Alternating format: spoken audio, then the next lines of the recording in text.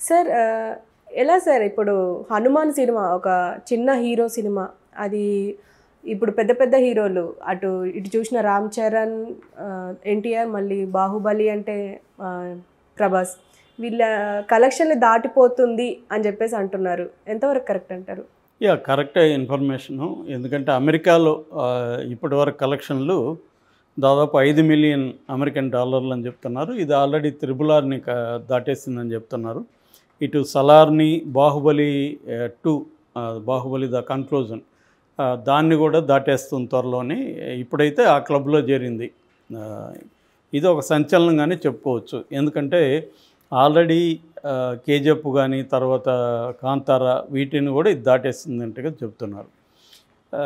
నిజానికి ఇంకా స్పీడ్గా దాటేది తెలుగు రాష్ట్రాల్లో థియేటర్ల కేటాయింపు జరగలేదు కాబట్టి, కేటాయించిన థియేటర్లు కూడా వీళ్ళకి ఇవ్వలేదు కాబట్టి కలెక్షన్లు కొంచెం స్లోగా పికప్ అవుతున్నాయి. కానీ వీళ్ళకి కానీ అనుకున్న రేంజ్లో థియేటర్లు దొరుకుంటే డే 1 నుంచే ఇది కలెక్షన్లో దూసుకుపోయి ఉండేది. ఇంకొన్ని రికార్డులు చేసి ఉండేది. అది చేయలేదు. ఎందుకంటే 2 తెలుగు రాష్ట్రాల్లో కలిసి ఈ సినిమాకి ఇచ్చింది 500 థియేటర్లే. వాళ్ళకి ఈ కలెక్షన్లు ఈ మాత్రం రావడానికి కారణం నార్త్ ఇండియాలో వీళ్ళెవరికి తెలియదు. ఎవరికి ఓన్లీ ట్రైలరు, టీజర్ చూసే నార్త్ ఇండియాలో ఒక బజ్ క్రియేట్ అయింది. సో అక్కడ 1500 థియేటర్లు వీళ్ళకి దొరికాయి. సో టోటల్గా ఇండియాలో 2000 థియేటర్లు, బయట మిగతా రాష్ట్రాల్లో ఇతర కొరియా లాంటి దేశాల్లో కూడా రిలీజ్ చేశారు. ఇది మిగతా దేశాల్లో ఒక 500 థియేటర్, టోటల్గా 2500 థియేటర్లలో ఇది రిలీజ్ అయింది. అంటే ఇది మరీ చిన్న, చాలామంది అనుకున్నట్టుగా ఇదేదో మరీ చిన్న 4 కోట్ల 5 కోట్ల సినిమా అయితే కాదు. దాదాపు 30 కోట్ల సినిమాని. కాబట్టి ఇప్పుడు ఏంటంటే బడ్జెట్లు 200 కోట్లు 300 కోట్లు ఉన్నాయి కాబట్టి మనం వాటితో కంపేర్ చేసి చిన్న సినిమా అంటున్నాం. రెండోది దీంట్లో సూపర్ స్టార్లు ఎవరు లేరు కాబట్టి కూడా చిన్న సినిమా అంటున్నాం. కానీ బడ్జెట్ రీత్యా చేసినప్పుడు ఇదేమీ చిన్న సినిమా కాదు. బట్ ఇటువంటి జానరాలో వచ్చే సినిమాలో, అంటే ఒక సూపర్ హీరో సినిమాల్లో ఇది చిన్న సినిమా ఖచ్చితంగా. ఎందుకంటే ఈ బడ్జెట్లో సూపర్ హీరో సినిమాలు తీయడం అనేది వెరీ వెరీ డిఫికల్ట్. రెండోది విఎఫ్ఎక్స్ కానీ చాలా యూజ్ చేశారు. సో ఆ యాంగిల్లో చూసుకున్నప్పుడు ఇది లో బడ్జెట్ సినిమా అయినప్పటికీ కూడా ఈ స్థాయిలో కలెక్ట్ చేస్తుందని ఎవరు ఊహించలేదు. దీనికి ఒక కారణం ఏంటంటే దీంతోపాటు రిలీజ్ అయిన మిగతా సినిమాలు తెలుగులో పెద్దగా ఇంప్రెస్ చేయలేకపోవడం, ఆడకపోవడం. అంటే గుంటూరు కారం అనుకున్నారు, అది చితికిలు పడింది. సైంధవుడు అది ఫ్లాప్ అయింది. నాసామిరంగా ఏమో యావరేజ్ అంటున్నారు. సో ఇవేవి కూడా కాంపీట్ చేయలేకపోయినాయి ఈ సినిమాని. కాబట్టి ఈ సినిమా ఆ రేంజ్లోకి వెళ్ళడానికి కూడా అదొక కారణం కావచ్చు. ఎందుకంటే తెలుగులో మాత్రం అవి కానీ ఏమన్నా ఆడుంటే ఈ సినిమాకి ఈ మాత్రం థియేటర్లు కూడా దొరికేది కాదు. ఇప్పుడు పెరుగుతున్నాయి అంటున్నారు, అది పెరిగేది కాదు. ఇప్పుడు గుంటూరు కారం అన్నీ ఫ్లాప్ అనే టాక్ వచ్చేసింది కాబట్టి ఆ థియేటర్లు కూడా ఇప్పుడు ఇవ్వాల్సిన పరిస్థితి. రెండోది ఆల్రెడీ అగ్రిమెంట్లు చేసుకున్నాక కూడా థియేటర్లు ఇవ్వలేదు కాబట్టి వీళ్ళు కౌన్సిల్కి, ఛాంబర్లకి కంప్లైంట్ చేశారు. వాళ్ళు నోటీసులు ఇచ్చారు థియేటర్ ఎగ్జిబిటర్స్కి. కాబట్టి దిల్ రాజు లాంటి వాళ్ళకి కూడా నైజాంలో వీళ్ళకి థియేటర్స్ కేటాయించక తప్పలేదు. ఎందుకంటే దిల్ రాజుకి ఎప్పుడూ లేనన్ని విమర్శలు ఈసారి వచ్చే. ఆయన కూడా తీవ్రంగా రియాక్ట్ అయ్యారు. మీడియా మీద కూడా ఎప్పుడు ఆయన చాలా సాఫ్ట్గా ఉంటారు, సాఫ్ట్గా మాట్లాడతారు. అలాంటి ఆయన కూడా చాలా హార్ష్గా వచ్చే పరిస్థితి వచ్చింది. ఎందుకంటే ఇది సచ్ ఎ కాంప్లెక్స్ ఇష్యూ. నేను ఆల్రెడీ దీని మీద చెప్పాను. సో ఈ కాంటెక్స్లో హనుమాన్ అయితే ఇంకా ఇప్పటికీ దాదాపు 72 కోట్లు ఎంత చెబుతున్నారు. అది రేపు ఇంట్లో 100 కోట్ల క్లబ్లోకి వెళ్తుంది.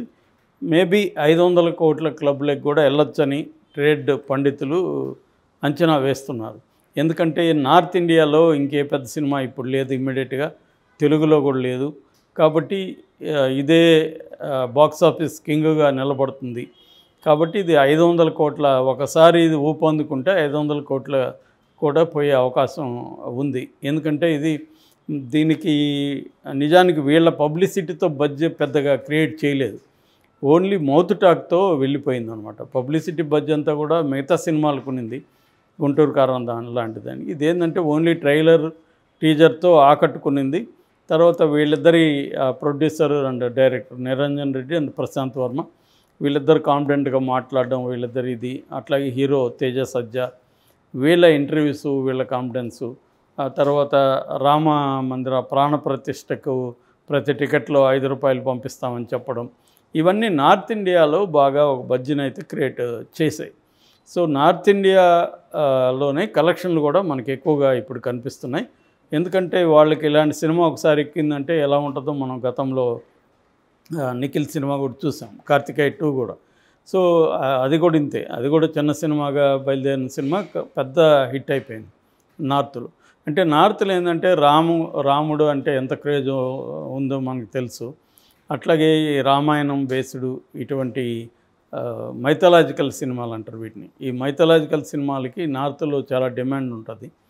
సో మనోళ్ళు ఏంటంటే సినిమా బాగుంటే చూస్తారు, లేకపోతే లేదు. కానీ నార్త్లో ఏంటంటే సినిమా అంత గొప్పగా లేకపోయినా కూడా ఆ థీమ్ అనేది వాళ్ళని అట్రాక్ట్ చేస్తుంది. ఇదేంటంటే సినిమా కూడా బాగా కూడా తీశారు. హీరో కూడా ఒక సూపర్ స్టార్ రేంజ్లో ఎలివేషన్స్ ఇచ్చారు. స్క్రీన్ ప్లే ఇంట్రెస్టింగ్గా ఉంది. మామూలుగా పురాణాల్లో ఉండే, రామాయణంలో ఉండే హనుమాన్కి ఇప్పుడు ఈ సూపర్ హీరో కావాలనుకుంటున్న ఈ కుర్రవాడికి లింక్ పెట్టడం కూడా, కనెక్ట్ చేయడం కూడా చాలా బాగా చేశారు. అట్లాగే మామూలుగా ఇలాంటి సినిమాలకు ఒక స్ట్రాంగ్ విలన్ ఉండాలి. స్ట్రాంగ్ విలన్ లేకపోతే ఇది వర్కౌట్ అవ్వదు. అది కూడా చాలా జాగ్రత్తగా వినయ్ వర్మ చాలా బాగా చేశాడు, కూడా చాలా బాగా కన్స్ట్రక్ట్ చేశారు. అంటే ఒక ఫ్యామిలీ, ఒక చిన్న గ్రామం, ఆ గ్రామాన్ని కాపాడాలన్న ఒక కర్తవ్యం. సో ఒక పెద్ద విలను, మొత్తం పవర్స్ని తన గుప్పిట్లో ఉంచుకొని ప్రపంచాన్ని ఏలాలని కలగని ఒక సూపర్ విలను. సో ఇటువంటి ఒక కాంటెక్స్ట్ తీసుకొని కథని ఇంట్రెస్టింగ్గా చేశాడు. అంటే ఫ్యామిలీ డ్రామా ఉంది, పర్సనల్ క్రైసిస్ ఉంది, గ్రామాన్ని కాపాడాల్సిన పరిస్థితి ఉంది, ఒక బలమైన క్రూయల్ విలన్, తల్లిదండ్రుల్ని చంపేసి వచ్చిన ఒక విలన్ని ఎదుర్కోవాల్సిన ఇది ఉంది. ఇలాగా ఒక ఎపిక్ స్టోరీ లైన్ దీన్ని తీసుకురాగలిగాడు. అట్లాగే ఈ అబ్బాయి ఒక ఆర్డినరీ బాయ్గా ఉన్న అబ్బాయి ఎట్లా ఒక సూపర్ హీరో స్థాయికి వెళ్ళాడు, సూపర్ మ్యాన్ స్థాయికి వెళ్ళాడు అన్న ఒక జర్నీ ఆఫ్ దట్ ప్రోటాగనిస్ట్ కూడా చాలా ఇంట్రెస్టింగ్గా చెప్పగలిగారు. సో దీంట్లో ఆర్టిస్టుల సెలక్షన్ కూడా చాలా బాగుంది. ఆమె వరలక్ష్మి శరత్ కుమార్ కానీ చాలా ఇంట్రెస్టింగ్గా, అందరి క్యారెక్టర్లు ఇంట్రెస్టింగ్గా ఉన్నాయి. సో అమృత అరోరా కానీ హీరోయిన్. సో ఇలాగా పర్ఫెక్ట్గా కుదిరిని చెప్పొచ్చు. అట్లాగే అన్నిటికంటే చెప్పుకోవాల్సింది విఎఫ్ఎక్స్. మనం చూసాం ప్రభాస్ సినిమా ఓం రౌత్ మూవీ, దాంట్లో మొత్తం అన్ని కోట్లు పెట్టి కూడా వాళ్ళు విఎఫ్ఎక్స్ ఎంత ఘోరంగా ఉన్నాయో చూసాము. అట్లాంటిది వీళ్ళు 25-30 కోట్ల బడ్జెట్లో ఒక 100-150 కోట్లు పెడితే కూడా రాని విఎఫ్ఎక్స్ ఎఫెక్ట్స్ బ్రహ్మాండంగా చేయగలిగారు. సో అది కూడా వర్కౌట్ అయింది. అంటే దానివల్ల ఏంటంటే బిలీవబిలిటీ అనేది సబ్జెక్ట్లో వస్తుంది. విఎఫ్ఎక్స్ మనకు ఇది ఫేక్ గ్రాఫిక్స్ అని కొడతా ఉంటే మనం ఎమోషన్లోకి ఇన్వాల్వ్ కాము, కనెక్ట్ కాము. అది నమ్మగలగాలి ఆ టైం అన్న. అంటే మనకు ఓవరాల్గా ఇది గ్రాఫిక్స్ అని తెలిసినప్పటికీ నిజానికి సినిమా అనేది ఫేక్ అని అందరికీ తెలుసు. దాన్ని ఏమంటారంటే సస్పెన్షన్ ఆఫ్ డిస్బిలీఫ్ అంటారు. అంటే మనం ఒక థియేటర్లోకి ఎంటర్ అయినప్పుడు మన డిస్బిలీఫ్ని సస్పెండ్ చేయగలిగే శక్తి ఆ సినిమాకు ఉండాలి. సార్ ఇప్పుడు ఓం రౌత్ గురించి మాట్లాడుకున్నాం కాబట్టి, ఇప్పుడు ఓం రౌత్ డైరెక్షన్లో వచ్చిన ఆదిపురుష్ 600 కోట్లతోని ముందుకొచ్చింది. దాంట్లో విఎఫ్ఎక్సే మనకి మైనస్. కానీ ఇక్కడ హనుమాన్ మూవీ చూస్తే 40 crores అంతే. దానికి విఎఫ్ఎక్స్ ఎక్స్ట్రాడినరీ ప్లస్ అయిపోయింది.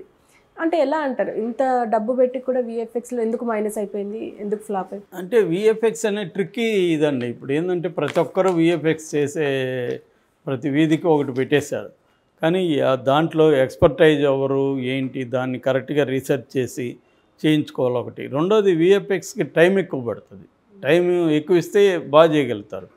సో డైరెక్టర్, అందుకనే రాజమౌళికి ఎందుకు పేరు వచ్చిందంటే, రాజమౌళి ఏంటంటే తను అనుకున్న ఎఫెక్ట్ వచ్చేవరకు అతను కాంప్రమైజ్ అవ్వడు, హార్డ్ వర్క్ చేస్తాడు.